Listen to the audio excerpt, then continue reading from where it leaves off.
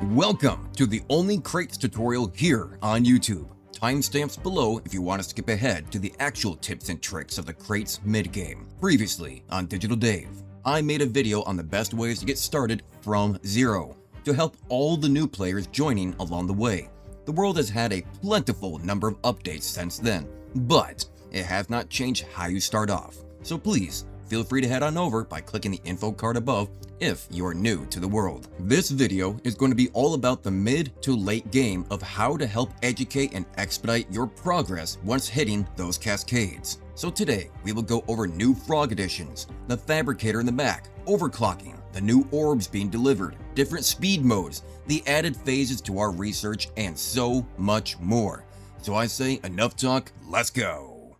Part 1. Cascades. The first step is honestly the biggest, most important, and hardest to discuss topic. What are the best perks to put points into first? This here is direct information from the developer Froggy himself and also veteran players reaching into the 60s and hundreds of cascades. First, finish XP gain fully. Secondly, complete mods. It only takes a couple. Third, put 2 or 3 points into cell value. Then fourth, go complete lucky cubes fully. The jackpot chances do take a little bit to build up, but the value of consistent free cubes does stack to large amounts.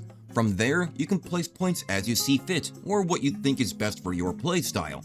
I only wish I knew some of this information first before putting 300 plus hours into it, so don't make the same mistakes. Had I known this information before, I would have done my points with this method.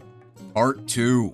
This is a quick one, but please, save yourself the time and unlock your chaos research. This allows density and speed changes to your spawner. Oh, and also, density is better than speed, because often speed can clog up the spawner and you lose out on a ton of value compared to less boxes, but same amount of items. Part 3. Forg Orbs. These here orbs now coming to you live in grape, blueberry, and raspberry are extremely important and have many uses, from frog upgrades, a permanent autosell, tokens useful on new cascades, research points, research price reset, overclocking, and still much more to come. So whenever you see these anomaly boxes popping up, try to break them as quick as possible for the most rewards.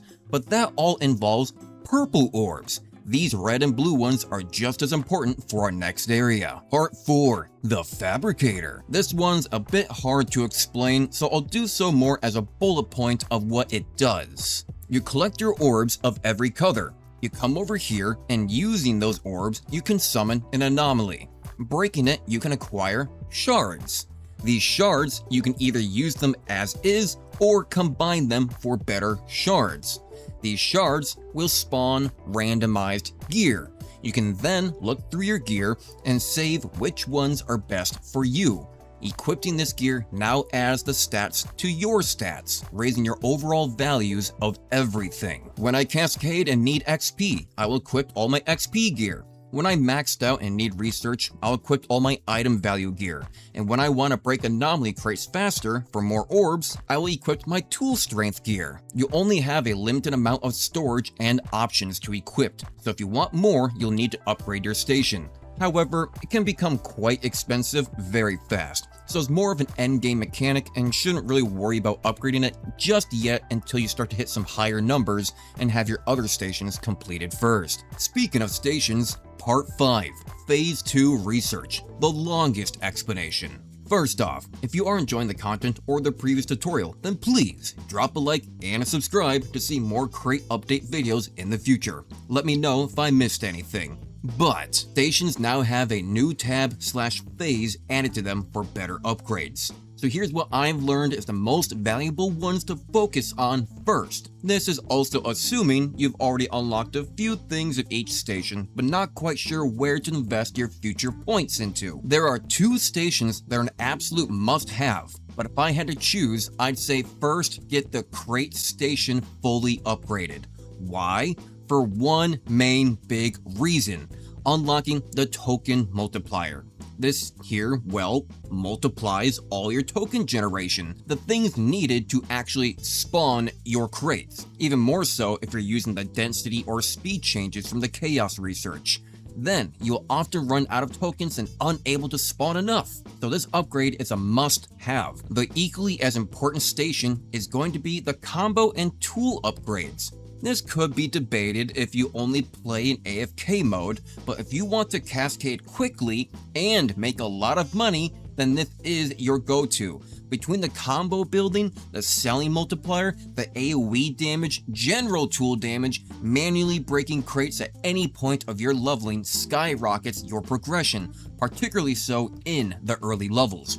So if you want to progress quickly, don't be lazy and get out there to hit those crates. Coming in at third place is the booster research. Having the ability to have generator increase, sell value, jackpot chance, XP boost modifiers, and twice the amount of orb bonus running is extremely helpful. However, I will say that the final phase 2 upgrade of a cooldown reduction isn't all that worth it for the cost, so you can save that for when you're getting to late game. Besides, it's much better to use those points on fourth place, the vending machine. These provide 900 second or rather 15-minute bonuses. These are always going to be helpful, but sometimes you just don't quite get what you need. That's why now, once fully upgraded, you can change the spawning rates of your bonuses. When I need more tokens, boom, place it all into the juice popper and have a much better chance at getting 3 of the same bonus. Maybe I want to break anomaly crates super fast. I move it all over to tool strength. Money, then water. You get the idea. Move the points around to what you desire. Now lastly, there are 3 stations left that are all a bit equally pointless. I'll start with the one that has a little bit of value. Ironically, the research station itself.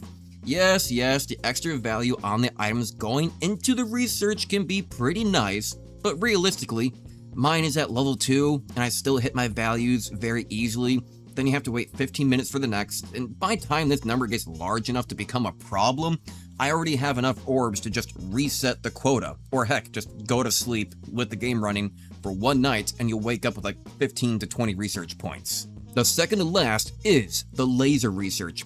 Phase 1 is fine, getting up to the reflector orb to start and eventually to the 2-spin 2-win laser, but phase 2 lasers, I've noticed little to no change at all. Especially the laser damage multiplier, it kinda did nothing. There's no noticeable change really with any of it. Not really worth the research points when other stations are more important. And lastly, the bounty system. It does as you expect. It gives a slight boost to your bounty rewards. This is something to only really touch at the end game, but at that point, they'd be better spent on the Fabricator, seeing as how expensive it can get real fast. Or quite honestly, saving up your points for when Phase 3 comes out.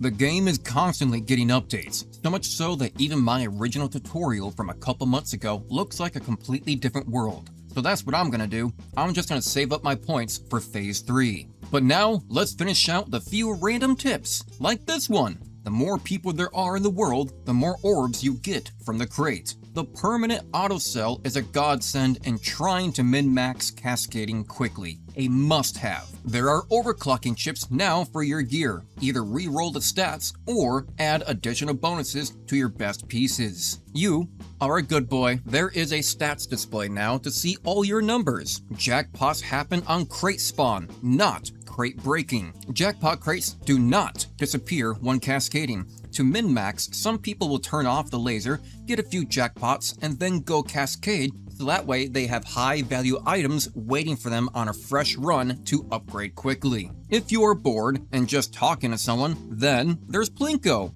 You can actually pick up the button and bring it with you. It just gives items for tokens. Less orbs alive mean more into your research value, and they also give bonuses. Fun facts, did you know the world is just one giant image of a field? Why is there a purple orb down below that no one can enter? What secrets are you holding, Froggy? Your tool is actually pre-spawned behind the wall here. And sadly, yes, there is a cold hard truth that if you pay money to get the auto bounty, credit boost, or other associated perks, then you will of course progress faster than the rest. If there's anything to buy, I'd say the auto bounty claim has the most value, and the second being more generators. So let's combine everything into one sweet final conclusion bullet point style. In this order: Cascade points into XP, mods, buff you into value, finish lucky cubes. Research points do chaos for speed, then crates for tokens, tool upgrades for value and speed, boosters for boons and buffs, and finish with the vending machine. The rest of it, do what you want. And lastly, it's a VRChat number generator game. It's nothing too serious, so sit back and just have some fun. Maybe chill over at the video player and watch some Digital Dave videos. If you disagree with anything said here today, then please let me know down below in the comments. Like and subscribe, I'll make sure to see you guys in the next one. Bye-bye! Woo!